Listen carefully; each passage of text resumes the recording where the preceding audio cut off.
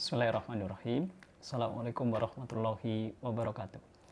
Alhamdulillah. Alhamdulillahirabbil alamin. Allahumma shalli ala Muhammadin wa ala alihi wa sahbihi wa man tabi'ahum bi ihsanin ila yaumiddin.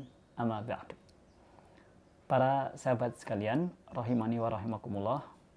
Semoga Allah Subhanahu wa taala menambah keberkahan atas karunia dan nikmat yang tercurahkan kepada kita semuanya, yaitu nikmat yang teragung adalah nikmat kita mendapat hidayah Islam, hidup di dalam tatanan masyarakat Islami dan juga dengan keimanan.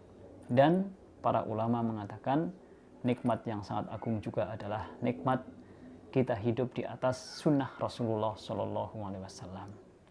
Nah, para sahabat sekalian yang semoga dimuliakan oleh Allah Subhanahu wa taala, di kala kita masih hidup di suasana apa yang dinamakan, apa yang di sebuah kondisi yakni di masa pandemi, sebenarnya di sela-sela ketidakmaksimalan semua kita beraktivitas, namun tetap ada hikmah-hikmah yang dapat dipetik.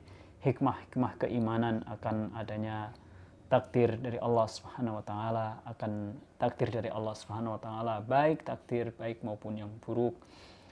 Kemudian hikmah juga bagaimana kita saling sebagai makhluk sosial saling berinteraksi, saling peduli untuk satu sama lain, sehingga kita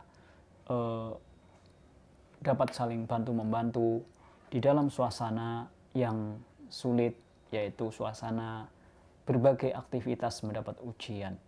Kemudian juga bahwa hikmah yang lain adalah ada musibah yang terbesar, yang lebih besar daripada apa yang dinamakan pandemi, yakni pandemi COVID-19.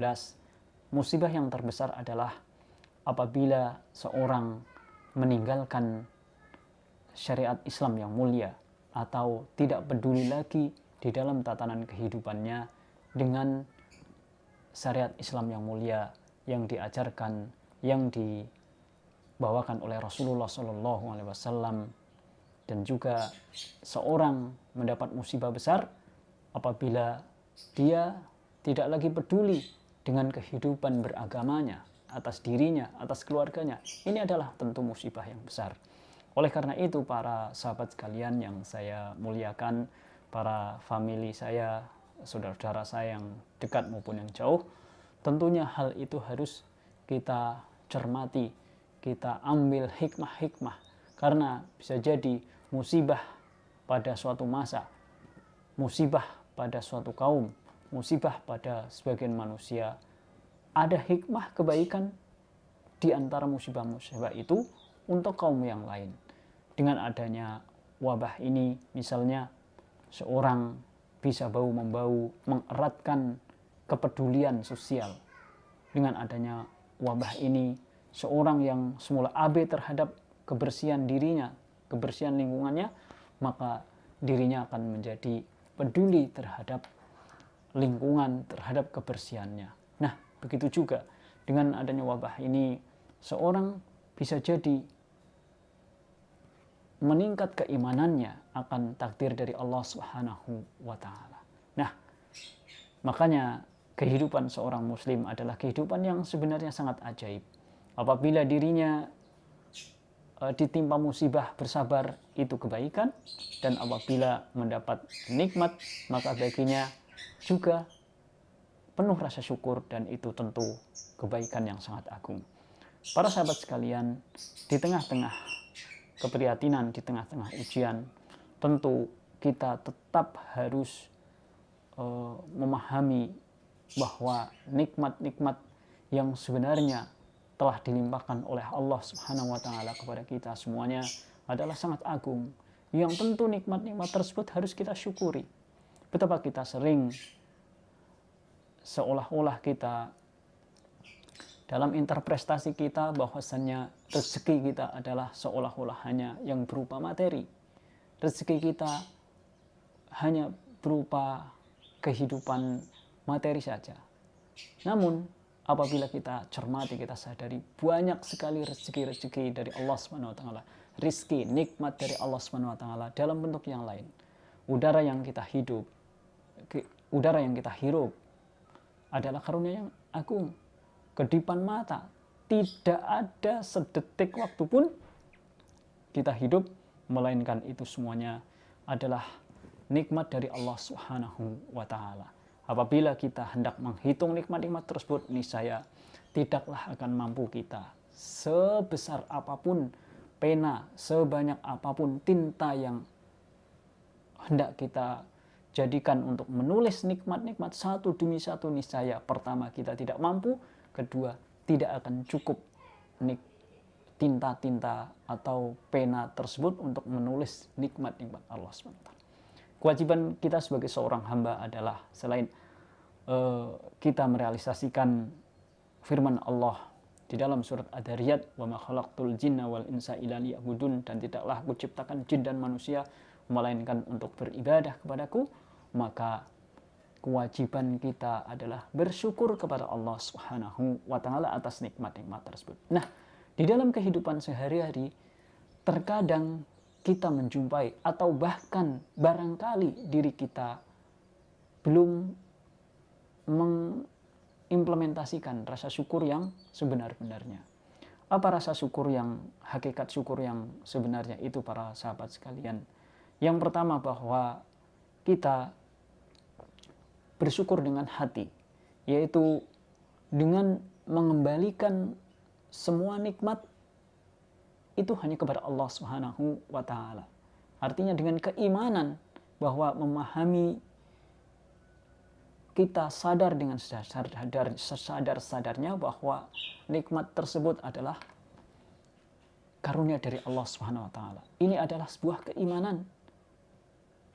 Antara lain dengan apa? Misalnya dengan memahami agama dengan baik dan benar.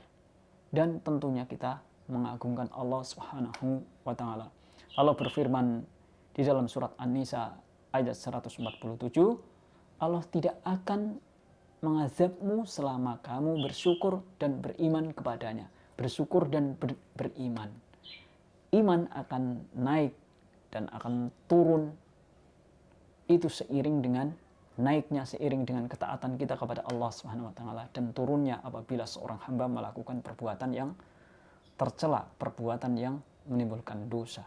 Nah, itulah hakikat syukur yang pertama, adalah kita menyadari bahwa nikmat tersebut adalah karunia Allah Subhanahu wa taala. Oleh karena itu, tingkatkan keimanan. Karena al-iman yazid wa yanqus, dan iman itu bisa naik dan bisa turun. Naik dengan amal soleh, dengan ketaatan kepada Allah Subhanahu wa taala, dan turun dengan berbagai perbuatan yang melanggar syariat yang dikerjakan oleh seorang hamba.